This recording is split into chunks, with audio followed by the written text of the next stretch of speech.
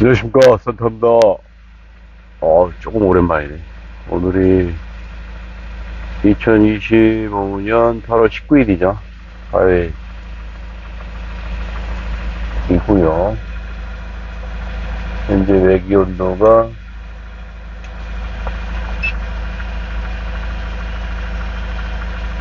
거의 26도를 육박합니다.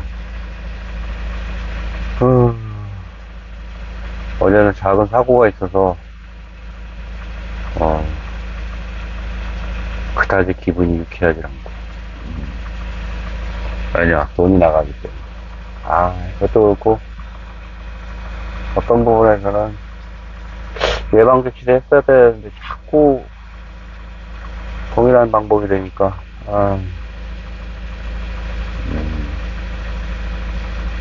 유틸리티를 하나 설치를 해야 되겠어.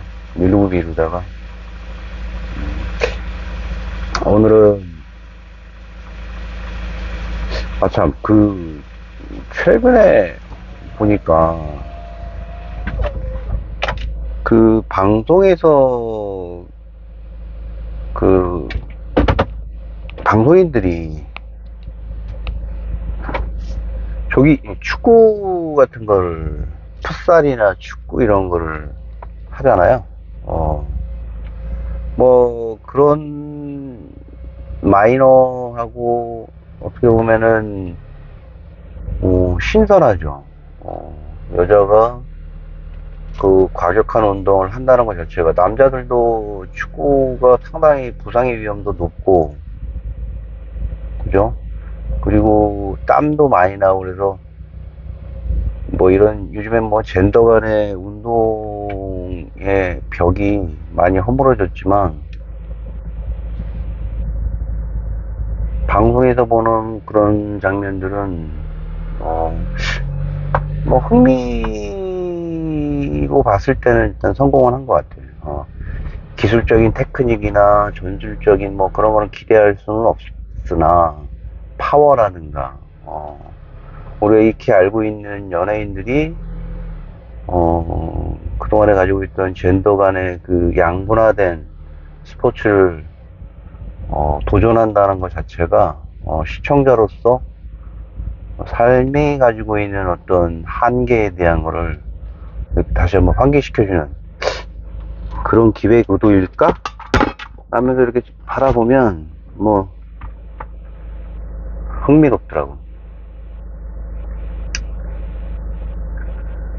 주말에, 운동을 쭉 나가는데, 공원을 갔었어요. 익숙한 체육 스포츠 센터의 이제 메인 스테디움에는 축구장이 보통 있잖아요. 갔어. 화장실도 사용할 겸 갔는데,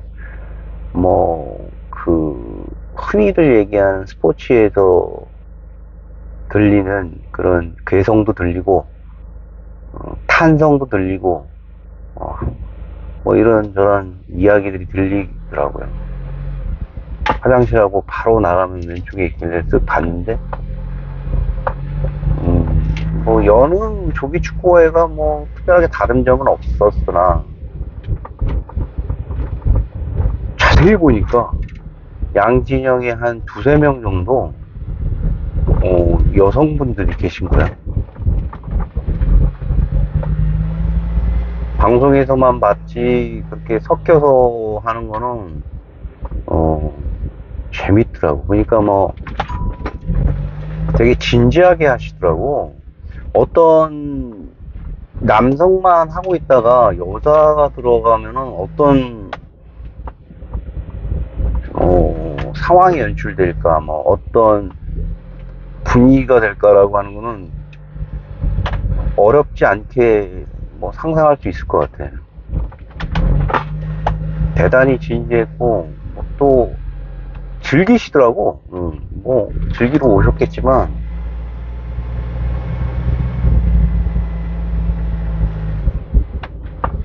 아주 흥미로웠고, 재미있는 경험이었어요. 운동을 한다는 게, 그 어떤 벽을 뛰어넘는다는 게, 그 자체로서 아주 아름다운 일인 것 같아요. 보는 사람도 아주 그냥 시원하더라고. 뻥뻥 지르고, 기술적인 거, 이런 여러 가지는, 나쁘지 않았고. 너무 다채로운 그런 걸 생각해서 그런지, 그런 부분이 앞으로 일상이 되지 않을까. 어, 체조도 그렇고, 여자만 할 수 있는 운동이 뭐가 있나요, 지금? 여성만이 갖고 있는 젠더로서의 그 전통적인 어떤 스포츠가 뭐가 있지? 여자만 할 수 있는 게? 갑자기 생각이 안 나네. 아쿠아, 수영에서 하는 그 체조가 여자만 하는 건가요? 남자가 단체로 수영장 안에서 군무를 펼치는 거를 여자는 아주 흔하게 봤는데, 올림픽이나 아시안게임이나 이런 데로 있잖아요. 코에다가 물이라든가 이런 거를 들어오지 못하게 하는 그런 것도 도구들도 봤던 것 같고, 또 남성만이 가지고 있는 전유물은 여성들이 거의 다 침범한 것 같아. 격투기부터 해가지고, 그죠? 방금 말씀드린 풋살, 그 다음에 세계 정상급의 산을 오르는 어떤 불굴의 도전, 목숨을 걸고 하는 의미 있는 일이죠. 그들에게는 꽤 의미 있는 도전이고, 세상 속에 이루어지는 이런 젠더들 간의 벽이 허물어지고 있는 상황을 목격하는 우리가 세대인 것 같아요. 그 과도기에서. 전쟁도 마찬가지고, 전쟁도 그렇고, 군문화도 지금 여성이 차지하는 비율이 점점점 보편화되고 있다는 통계도 있고, 그렇습니다. 한국이 가지고 있는 자연스럽게 느껴질지 모르겠지만, 한국이 가지고 있는 여러 특징 중에 하나가 K-팝이다, K-드라마다, 여러 가지 K 국방이다, 그죠? K 반도체, 여러 가지의 다양한 한국인의 정체성을 세계에서 흥미롭게 봐주는 거를 이제 K라는 이니셜을 사용해서 어떤 문화에 대한 정체성을 고도화된 문화의 정체성을 같이 즐기는 어떤 팬덤을 K라고들 하잖아요. KK. 근데 우리가 간과하거나 우리 자체가 가지고 있는 저 깊은 곳에 자유롭지 못하거나, 또는 우리 스스로가 잊지 말아야 되는 부분이, 불과 한 70여 년 전에는 우리가 지금 현재 갖고 있는 국토의 2배가량을 가진 통일된 나라였다는 거잖아요. 한국이라는 정체성과 북한이라는 정체성이 생기기 이전에는 우리는 하나의 막힘없이 서로 간에 소통하고, 물론 외세가 잠시 동안 우리를 지배를 했지만, 자연스럽게 지금 우리는 남한이라는 어떤 한계의 지형적인 구도가 고착화됐잖아. 북한도 마찬가지고, 남한도 마찬가지고. 분단 체제가 가지고 있는 부분에 대한 거를 우리는 거의 잊고 살잖아. 황석영이라는 사람이 있어요.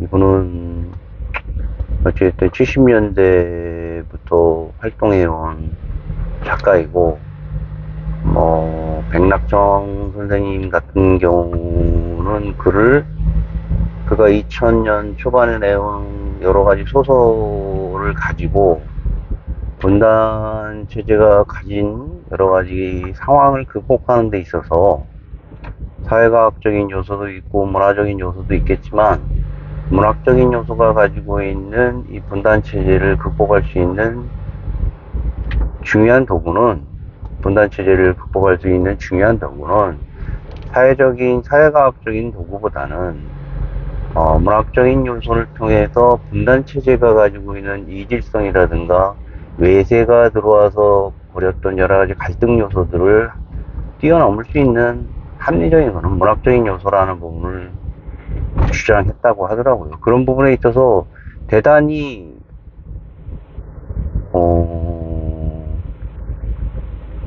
선명해지더라고. 그 지난 2023년도 11월 달에 나온 서울대학교에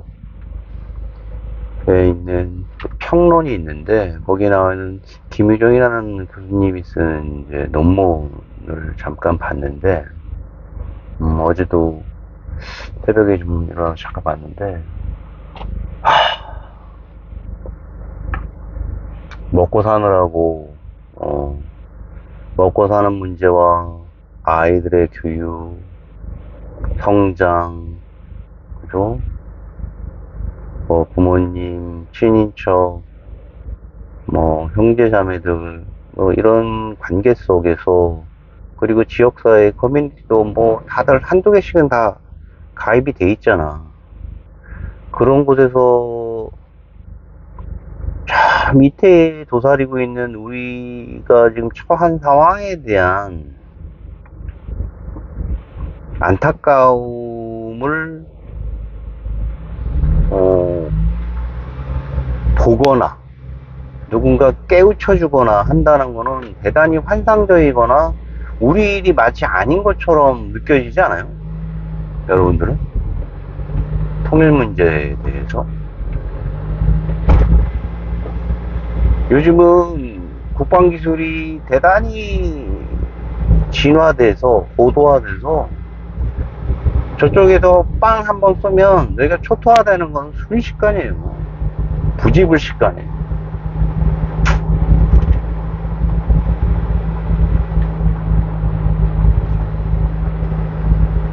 손님이라는 황석영 선생 작품이 2001년도에 그 노무현 대통령 재임 기간 초에 아마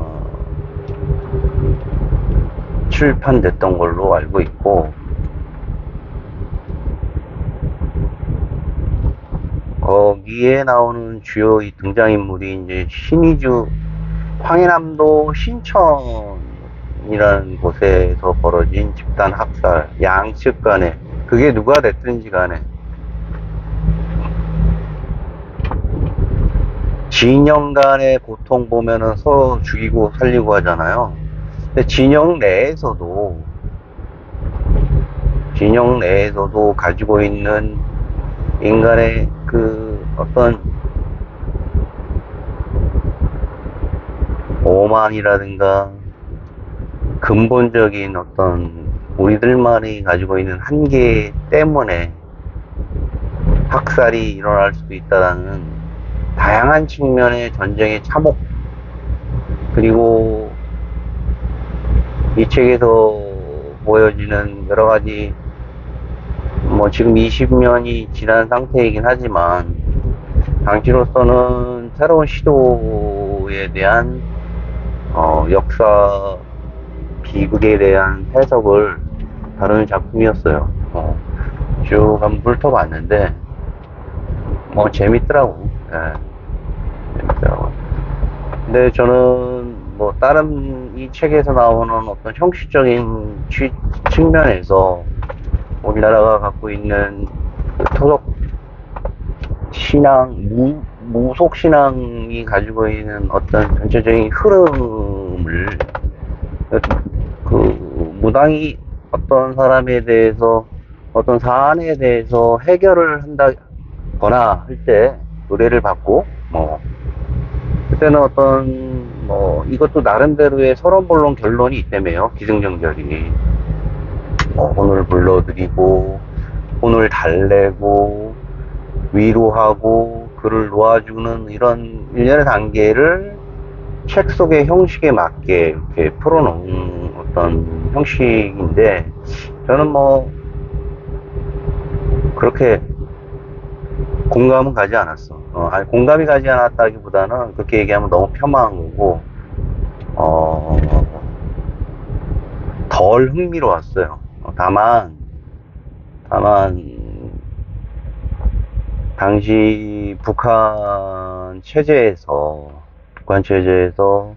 남한과의 전쟁을 벌이는 와중에 북한 기독교와 그 다음이 북한이 가지고 있는 그 커뮤니티, 공산 세력, 또 공산 세력이면서도 뭐 기독교를 가지고 있거나 또 기독교만 가지고 있으면서 어떤 북한에 대한 그 체제 안에서 자신만의 기득권을 가지려는 사람들 간의 복잡다기한 어떤 얽혀진 갈등 그리고 그 커뮤니티라는 게 결국은 남한은 미국이라는 외세 문화가 들어와서 우리에 대한 사상을 우리 남한의 주요 아젠다를 가지고 흔들어 놓고 북한은 소련이라는 거대한 어떤 내부에 서 있는 사상적인 동력이었던 공산주의, 마르크스주의에 대한 사상이 들어왔잖아요. 그 사상과 그리고 기독교 사상, 또 외래 사상이잖아, 엄밀히 얘기하면. 그런 외래 사상들이 보여주는 복잡하기한 어떤 갈등들이 결국은 신청학살에서 벌어지는 뭐 서울 수복을 통해서 위로 북진하는 와중에 거기서 일어나는 북한 주민들의 여러 가지 면모, 일상들, 뭐 뻔한 거잖아요. 예. 국군을 응원했다, 뭐 다시 국군이 그죠? 중공군의 개입으로 인해서 후퇴하는 와중에 일어나는 또 다른 보복, 복수 이런 것들을 보면서 결국은 우리가 외래가 가지고 있는 집단적인 그리고 아주 결정적인 이런 사상에 휩쓸려 있는 남북한의 비극을 그곳에서 이제 아까 말씀드렸던 무당이 가지고 있는 소속 신앙들의 거기서 이제 그 당시에 희생된 사람들과 이야기를 나누면서 마지막에는 그들을 하나씩 불러내서 그들의 이야기를 증언을 들어요. 소설도 어떤 상상력으로 그러면서 그들을 놓아주고 풀어주고 화해시키는 어떤 결말이 나와요. 뭐 어느 정도는 설득력이 있다고 들었어요. 그 와중에 아까도 말씀드렸던 예사롭지 않은 그 주제가 있었기 때문에 DBPR라는 이제 논문 검색을 통해서 뭐 꽤나 근데 한 10여 편 이상의 그 작품과 관련된 내용의 논문들이 수록이 돼 있었어요. 깜짝 놀랐어.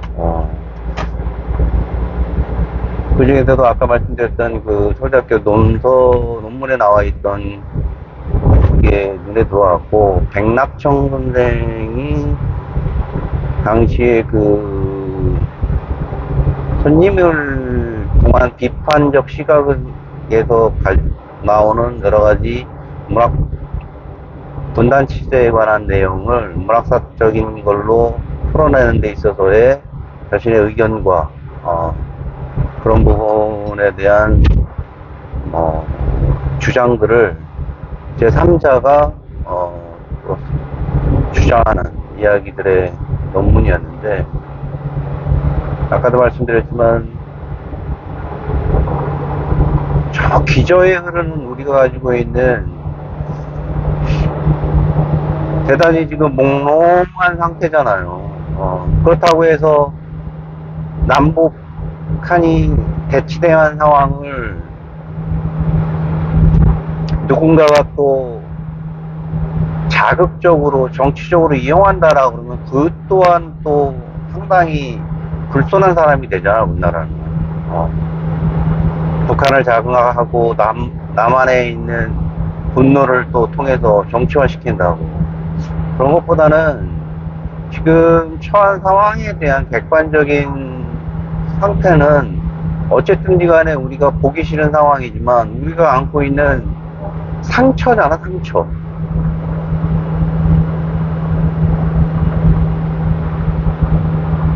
내 몸의 상처는 쳐다볼 수밖에 없고, 뭐 심한 경우에는 뭐 잠깐 뭐 외면도 하지만, 마음에 있는 상처와 거기에 처한 어떤 여러 가지의 그 대치 상황 같은 경우를 의도적으로 집단적으로 잊으려는 경향이 좀 있는 것 같아요. 심지어는 그들의 뭐 심리를 어렵지 않게 뭐 외면하고 싶지는 않지만, 북한은 우리나라가 아니라는 식으로 해갖고 그 수천 년간 이어온 그런 어떤 동질성이 잠시 동안 있었던 지금 한 70여 년간의 분단으로 잊을 수가 있나요? 분단 이후 다가오는 그들과의 화해 속에서 일어나는 여러 가지 불안이라든가 고통, 그리고 통일 이후에 벌어지는 여러 가지 차이에 대한 이질감에 대한 불쾌함 등이 혼재돼서 그쪽 체제 자체를 인정을 안 하더라고. 나도 일정 부분 그랬던 것 같아. 근데 그 분단 체제에 대한 걸 이번에 그 황석영 선생님의 손님이라는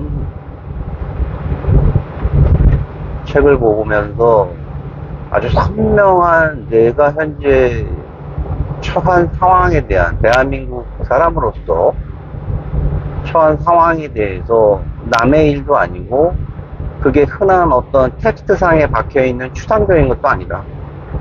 불과 한 다리 두 다리만 건너도 당시 상황에 대한 직간접적인 피해자와 가해자가 있잖아요. 우리는 외면할 뿐이지. 외면할 뿐이지. 가깝게는 우리 친할아버지가 당시에 있는 공산당 이장이었다는 이유로 트럭에 실려서 쓸쓸히 사라질 뻔 하셨는데 거기서 탈출을 하셨고, 우리 외할머니도 뭐 만주 지역에도 뭐 소련의 또 여러 가지 또 추잡한 일들에 대해서도 간접적으로 들었던 것 같고, 이런 일들이 왜 아프지 않겠습니까? 소설 자체도 뭐 중반 이후 초반에는 좀 딱딱하거나 너무 그 선정적이어가지고 좀 그랬는데, 중반 이후로 넘어가면서 문학적인 어떤 부분도 있는 것 같고, 정치적인 내용과 버무러져서 우리가 갖고 있는 처한 상황에 대해서 그런 내가 가지고 있는 실존적인 부분도 이렇게 투영이 돼요. 내가 현재 처한 상황에 대한 내용들도 그들이 처했던 당시의 갈등 구조와 묘하게 투영이 되면서 현재를 바라보는 그런 계기도 돼요. 그랬던 것 같아요.